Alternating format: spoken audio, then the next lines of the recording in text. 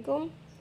Kita mulai ya. Sekarang lanjutannya sudut yang kemarin adalah sudut-sudut yang terbentuk dari dua garis jajar yang dipotong tegak lurus oleh garis lain. Dia di gambar ini ya.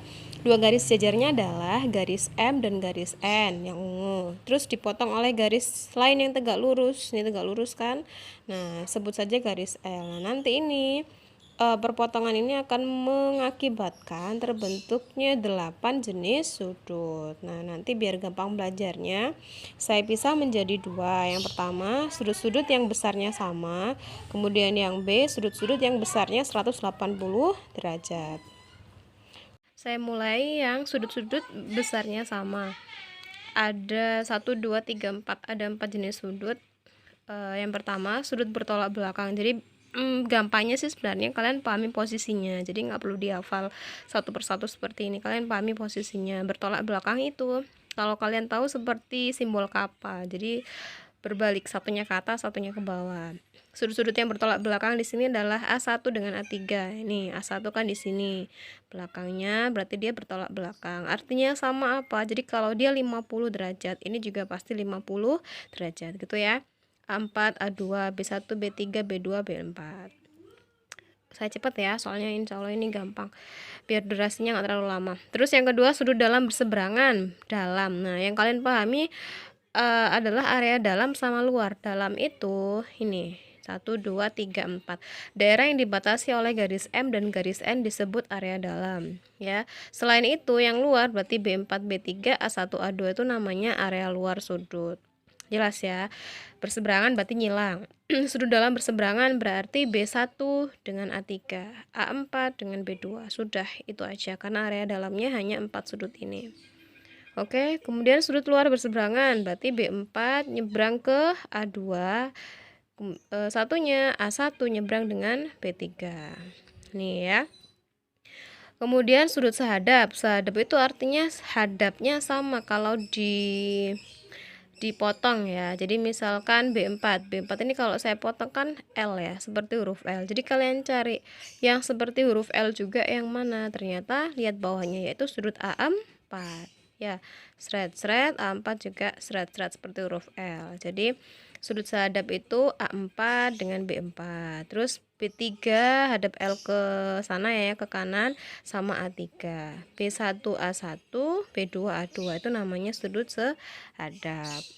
Jelas ya. Jadi keempat jenis sudut ini kalau diketahui salah satu, yang lain tinggal ikut karena besarnya sama. Contoh B4 50, luar berseberangan dengan A2, berarti A2 juga pasti 50. Apa yang menjamin ya teori yang barusan saya sebutkan.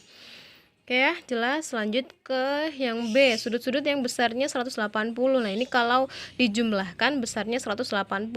Hanya ada dua jenis sudut, sudut sepihak dan sudut luar sepihak. Sudut dalam sepihak dan sudut luar sepihak. Sudut dalam sepihak, sepihak itu segaris ini ya. Jadi sudut B1 dijumlah dengan A4. Nih, hasilnya harus 180. Satunya B2 ditambah A3, hasilnya 180. Ingat-ingat ya, kalau nyebrang tadi nyilang, kalau sepihak itu segaris. Nah, seret sepihak. Nah, sudut luar sepihak, luar berarti kan yang ini sama yang ini. B4 ditambah A1 jumlahnya 180.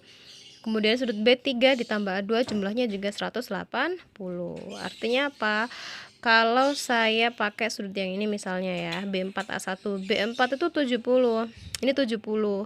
Berapakah A1? Nah, karena dijamin oleh rumus ini, jadi B4 tadi 70 ya. 70 berarti ini sisanya. Berarti ya 180 dikurangi 70 berarti 110. Oke, gitu ya. Sekarang tinggal contoh soalnya nanti. Kita lanjut ke contoh ya. Diketahui sudut A1. Jadi sebenarnya gini. Yang soalnya itu simpel, tapi nanti lebih jauh soal berupa sudut digambar seperti ini tuh melibatkan operasi hitung aljabar ya. Jadi saya kasih contoh yang simpel dulu yang nggak ada aljabarnya ya. Jadi kan ada 8 sudut total. Kalau diketahui satu sudut saja, kalian bisa otomatis cari 7 sudut yang lain dengan cara apa ya? Pakai sifat-sifat sudut yang ini tadi. Ya, yang ada 1, 2, 3, 4, 5, 6 dengan 6 sifat sudut yang barusan kalian pelajari. Contoh yang pertama, diketahui sudut A1 30 derajat. A1 di sini 30 derajat. Tentukan sudut-sudut lainnya. Jadi disuruh nyari 7 sudut yang lain. Kita mulai ya. A1 30. Nah, kalian bebas mulai dari mana? Di sini saya mulai dari A3. Kenapa? Karena A1 dan A3 itu saling bertolak belakang. Jadi A3 otomatis 30 derajat juga. Paham ya? Kenapa? Kan bertolak belakang tadi besarnya sama. Oke, berikutnya dengan B1, A1, B1 kan sahadap, sudut sahadap kan besarnya sama, berarti B1 juga otomatis 30 derajat. Paham? Terus B1 tahu, siapa lagi yang tahu? Jelas B3, karena B1 dengan B3 bertolak belakang. Kalau B1 30, jadi B3 juga 30. Sudah. Nah, sepertinya yang sudut sama besar itu sudah habis. Sekarang kita cek pakai sifat sudut yang B tadi, yang kalau dijumlah besarnya 180 gitu ya. Oke, sekarang saya mulai dengan B4. A1 dengan B4 itu kan keterangannya apa? Statusnya apa? Status.